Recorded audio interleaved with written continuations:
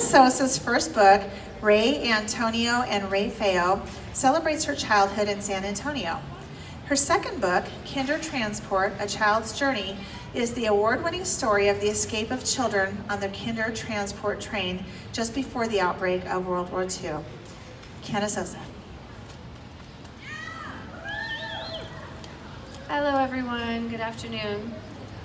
Before I begin, I just want to share that this book is in the historical fiction category, but I was only able to write it because I had the opportunity to interview 3 Kindertransportees who shared their true stories with me, and then that helped me create this work of fiction. So it's dedicated to Eva Greenwood, Rita Kaplan, and Ivan Baker.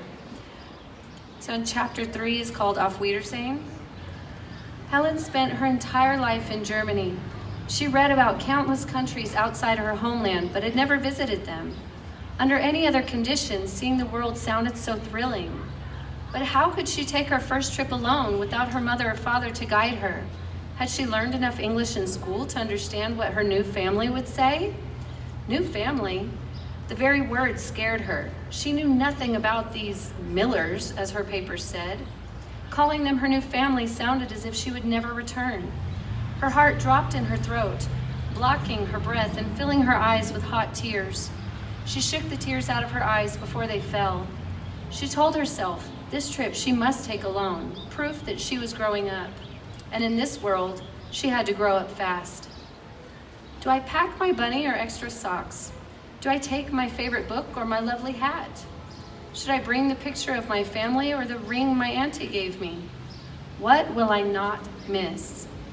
She packed away memories she wanted to keep and swept aside those she couldn't live without.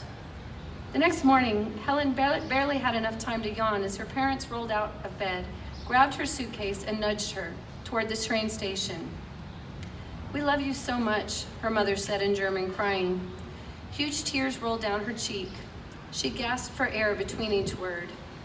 "Remember to write letters, and that we will see you again," said her father as he comforted her mother. Helen lost her grip on her mother's hand as the crowd ebbed and flowed like a raging sea. Just like that, the waves of parents and other children swallowed her up. She'd never felt more alone, despite the crowd around her. "It's my first time on a train," Helen said, "and I'm anything but excited." On her neck hung a card with a number, and before she could blink, there was a man in front of her. Helen sat nudged on by the man. She stamped her feet, kicked her suitcase. No one even reacted to her outburst. "How could they send me away? I'm not even 11 yet," she muttered. Her parents weren't bad people. They loved her.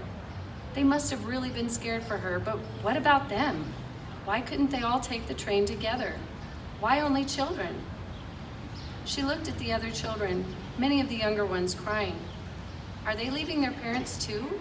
Surely not all of them are leaving. The train is full. She noticed a few older girls who seemed excited. Maybe they're going on an adventure somewhere else, not an escape. "I can't wait to go back to school," one said. "I just want to go somewhere wherever I can do what I want with whoever I want," said another. Maybe these girls knew something that Helen didn't. Thank you.